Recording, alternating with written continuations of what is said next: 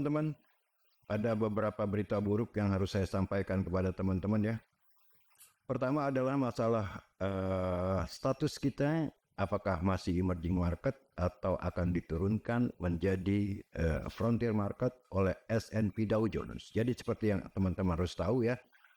Nah, entitas seperti ini itu ada 3, yaitu pertama MSCI, yang kedua FTSE, yang ketiga S&P Dow Jones ya. S&P Dow Jones menyoroti pasar modal kita dan sedikit mengancam akan menurunkannya menjadi frontier market, tidak lagi emerging market. Bursa saham kita pun kemarin mendapat tekanan yang lumayan dalam, minus 100 poin lebih, dan yang lebih parah lagi itu kita lihat dolar ya. Dolar ternyata tidak terbendung oleh intervensi BI yang sangat-sangat luar biasa setiap hari ya, untuk menjaganya tidak lari ke 18.000. Ternyata kekuatan BI menahan dolar itu kita lihat pelan-pelan sudah mulai rontok ya. Dolar sempat tadi pagi dan kemarin menuju ke arah 18.200 ya. Dan pada saat tapping podcast ini berada di 18.092 ya, itu berita yang buruk. Nah, berita yang buruk yang kedua adalah naiknya harga minyak ya, akibat daripada kembali memanasnya hubungan Iran dan Amerika di Timur Tengah ya, di Selat Hormuz ya. Harga minyak untuk Brent sempat menyentuh angka 80 dari bawah ya, dari 71 dalam sekejap shooting up ke 80, dan untuk WTI crude, WTI sekarang pada posisi 74-75. Ini juga berita buruk sebab tadinya kita sudah mulai lega, tekanan inflasi mungkin akan berkurang karena minyak tendensinya harganya turun ke arah pre-war level ya, level sebelum perang di bulan Februari yang lalu ya.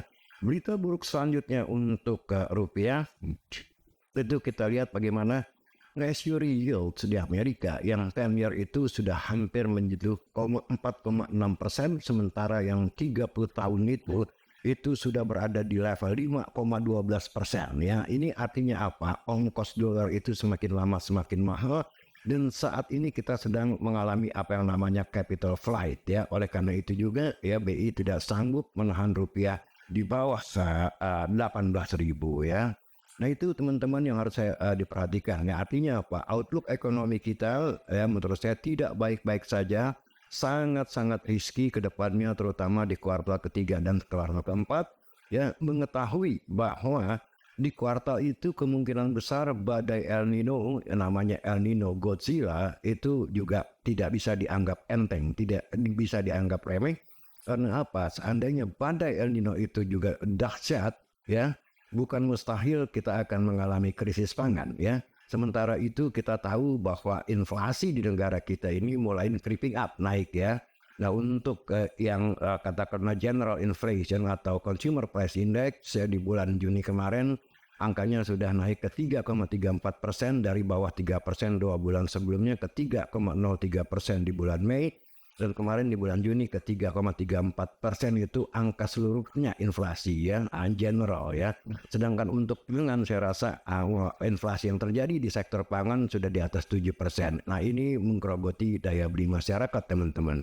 Nah, mengetahui itu semua ya, harga minyak yang naik ya kan, yield obligasi di Amerika juga naik ya, dan sementara itu kita lihat juga bagaimana ini ketidakpastian global semakin tinggi dengan tensi politik Amerika Iran juga yang kembali meluap gitu ya, walaupun baru terjadi tanda tangan perdamaian di Swiss, ternyata Selat Hormuz kembali memanas ya. Ini impactnya terhadap ekonomi kita jangan dianggap remeh. Oleh karena itu, kepada teman-teman yang bermain di bursa saham, saya masih tetap wanti-wanti, saya belum berani masuk ke pasar modal saat ini, mengingat walaupun indeks masih berada di bawah 6.000, termasuk terendah dalam sejarah pasar modal kita ya. Sebab 10 tahun yang lalu, 11-12 tahun yang lalu, indeks sudah ada di atas 6.000 dan sekarang malah di bawah 6.000. Sebetulnya masih bisa dianggap murah gitu ya.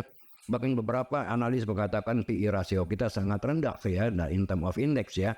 Tapi karena outlook ke depan menurut saya tidak baik-baik saja, karena kembali lagi ya, masalahnya juga ada di dalam negeri kita.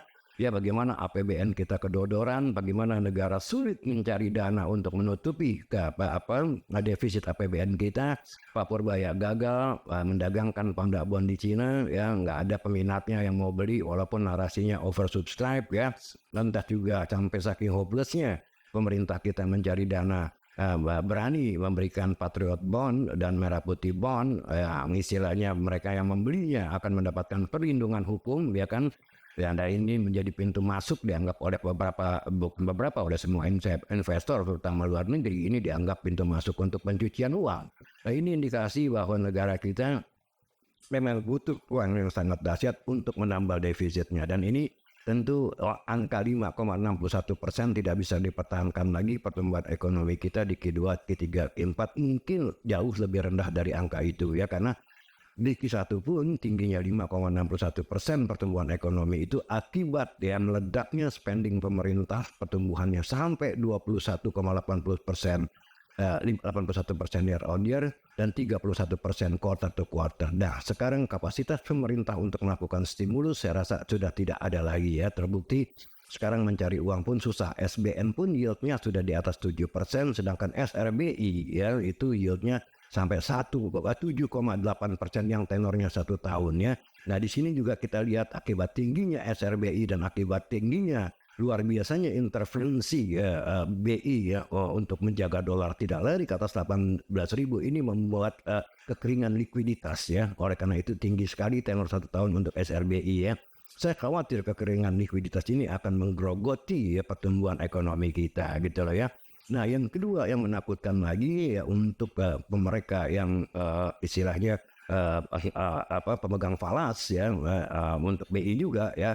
Ini yang mengerikan lagi, swap position kabarnya, swap position investor terhadap BI itu jumlahnya, mungkin investor asingnya 37 billion US dollar, 37 miliar US dollar, sedangkan cadangan devisa kita cuma 145-146 miliar US dollar. Nah, kalau sampai mereka melakukan pembelian kembali dolar itu, ya sekarang posisinya adalah membeli dolar nanti di harga tertentu 1 tahun from now, itu akan sangat menghancurkan cadangan devisa kita, ya teman-teman, ya. Jadi harus hati-hati, teman-teman harus sadar, harus paham bagaimana kondisi APBN kita, bagaimana jika minat investor asing masuk ke negeri kita. Saya yakin asing masih tetap melakukan net sell di pasar modal kita, dan bagaimana outlook ekonomi kita mengetahui bahwa akan ada El Nino dan segalanya, ya, dan semacamnya, ya. Nah, jadi saya tidak bullish sama sekali, saya bearish sekali di pasar modal kita. Saya masih yakin indeks akan lama berada di level di bawah 6.000, teman-teman, ya.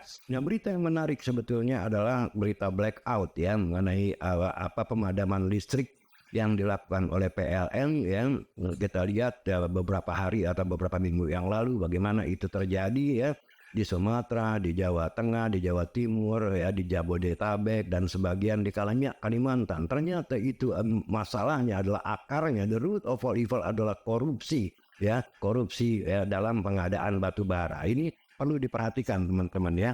Sebab kemarin kita lihat juga, ya, bahwa pihak kepolisian, ya, Polri melakukan penggeledahan di beberapa titik, ya, di Cafe de Klan, di Cipete sana, di Sentul, ya, dan ditemukan barang-barang bukti yang terkait dengan masalah PLN dan blackout-nya, ya.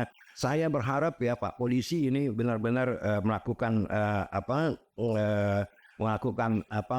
penyidikan dan sampai tuntas, ya, kalau perlu melakukan penangkapan aktor-aktornya yang berada di balik blackout-nya PLN ini. Sebab apa?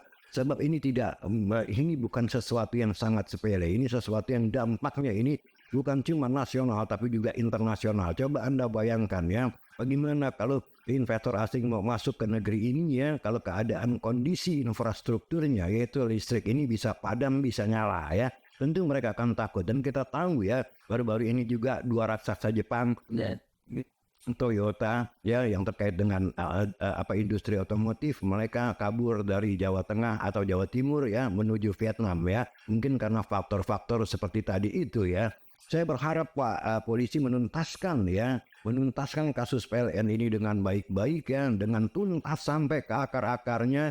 Dan saya yakin polisi sanggup, ya, menangani kasus ini, ya, selama memang tidak ada hambatan-hambatan di lapangan, ya, yang dimotori oleh orang-orang yang mempunyai kepentingan dalam korupsi ini. Dan kalau perlu, ya, itu semua dilakukan audit, termasuk PLN-nya juga, ya, termasuk seluruh jajaran direksinya, jajaran komisarisnya, mungkin, ya, kenapa kok ini bisa terjadi dan kenapa ini baru terungkap, padahal Ini kasus ini kabarnya itu sudah berlangsung sejak tahun 2018 ya teman-teman ya. Itu sekarang itu sudah sepatutnya ya publik memberikan juga dukungan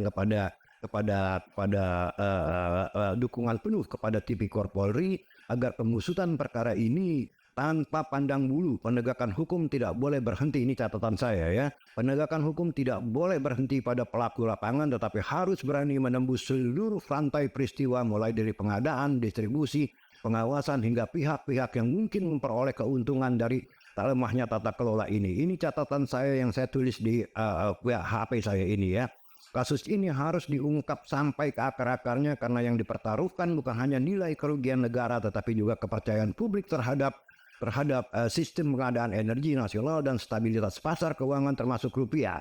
Jika ada penyimpangan dalam rantai pasok batu bara, maka publik berhak tahu siapa yang lalai, siapa yang mengambil keuntungan, dan bagaimana mekanisme itu bisa dibiarkan terjadi berulang. Terbukaan informasi penting untuk meredam sentimen negatif dan mencegah arus keluar modal yang menekan nilai tukar ya teman-teman. Kita tahu ya, dengan infrastruktur yang seperti ini yang dikorup ya, saya yakin investor asing malas masuk kemari ya, dan itu kita kehilangan kesempatan lapangan kerja yang tercipta dari masuknya investor ini ya ke negara kita ya. Kasus listrik ini jangan dianggap enteng, dan menurut saya seluruh masyarakat harus mendukung usaha Polri membongkar ini gitu ya. Dalam konteks itu, audit terhadap PLN juga menjadi langkah yang sangat penting dan mendesak. Ini catatan saya ya teman-teman ya. Audit diperlukan untuk memastikan apakah terdapat kelemahan dalam pengawasan, ketidaksesuaian antara kebutuhan dan realisasi pasokan, atau potensi kebocoran dalam sistem yang selama ini berjalan. Ini catatan saya teman-teman ya. Selain tujuan akuntabilitas, audit dan transparansi harus dirancang juga ya untuk mengurangi risiko sistemik terhadap stabilitas makro, memastikan estimasi kebutuhan devisa, menilai potensi tekanan fiskal, dan menyiapkan langkah-langkah mitigasi untuk menjaga kepercayaan investor dan stabilitas rupiah. Transparansi dan akuntabilitas harus ditegakkan karena hanya dengan itulah kita bisa memperbaiki tata kelola energi secara menyeluruh dan mencegah kerugian serupa terjadi kembali. Ini catatan saya teman-teman ya. Saya berharap teman-teman ikut mendukung saya juga ya, dan ikut mendukung juga ya mereka yang terlibat di dalam penyelidikan ini, terutama ada Tipikor Polri ya yang sekarang sedang benar-benar mati-matian ya. Bahkan tadi juga ada kabar ya bahwa Polda Metro Jaya katanya didatangi 50 orang atau berapa puluh orang pagi-pagi untuk menculik ya saksi ya katanya ya yang ada yang sedang ditahan di dalam Polda ya, dan ini buat saya sangat memalukan ya. Jadi saya berharap masyarakat ikut mendukung ya usaha Polri menuntaskan masalah yang tidak kecil untuk bangsa dan negara kini ya. Ini masalah listrik ini bukan kecil ya. Kerugian 5 triliun itu kecil, itu kerugian yang cuma terhitung kerugian negara, belum lagi kerugian masyarakat ya, belum lagi kerugian industri, belum lagi satu ya kerugian kepercayaan ya. Asing tidak percaya kalau kondisi energi suplai energi kita seperti ini bisa nyala bisa hidup. Siapa yang mau investasi di dalam negeri ini teman-teman ya. Sedangkan kita tidak punya tabungan, kita masih memerlukan FDI masuk ke negeri kita. Tapi kalau keadaannya seperti ini yang sangat vital, nggak ada. Misalnya kalau teman-teman ini, misalnya kalau teman-teman punya smelter gitu kan ya, itu nggak bisa di stop mati lampu itu ya. Karena apa? Menyalakannya kembali itu memakan ongkos yang sangat luar biasa, dan ini merugikan perusahaan loh ya. Jadi please teman-teman yang saya harap masyarakat ikut membantu Polri dalam menuntaskan kasus ini ya sampai ke akar-akarnya ya. Nah itu pesan saya karena ini berita yang sangat menarik dan saya rasa saya harus mengangkatnya kepada publik ya karena ini bukan berita yang bukan berita yang kecil ya. Jadi saya ingin masyarakat juga ikut membantu seperti saya juga mensupport Polri untuk menuntaskan masalah ini sampai ke akar-akarnya. Kembali ke market itu sendiri, teman-teman, saya tidak melihat ya adanya satu sinyal-sinyal positif untuk indeks rebound ke atas 6.000. Saya bisa salah tentunya, tapi ini akan memakan waktu yang cukup panjang dan kalau menurut saya upside-nya itu hampir sama sekali tidak ada, downside-nya itu bottomless ya. Karena masalah fundamental ekonomi kita yang semakin hari saya kira tidak baik-baik saja. Itu tuh contohnya adalah PMI ya. PMI kita jatuh dari level 50 ke bawah 47 ke 46,9. Ini kejatuhan yang sangat luar biasa. Sebab apa? Yang namanya PMI di bawah 50 itu artinya kontraksi, dan kalau sampai dalam di bawah 50 itu kontraksinya semakin besar. Kalau di atas 50 itu ekspansi ya, saya tidak yakin PMI kita ini akan balik ke atas 50 dalam waktu 3 sampai 6 bulan ke depan. Dan ini artinya apa? Ini badai BHK mengancam negeri kita ya. Jadi outlook ke depan saya sangat bearish sekali tentang pasar modal kita, juga saya sangat bearish sekali terhadap rupiah ya. Saya khawatirkan rupiah bisa tembus 20.000 bahkan di akhir tahun ke 25.000, bukan sesuatu yang mustahil ya. Saya sebagai analis berhak untuk berbicara itu ya. Karena saya berbicara berdasarkan data, fakta dan logika teman-teman ya.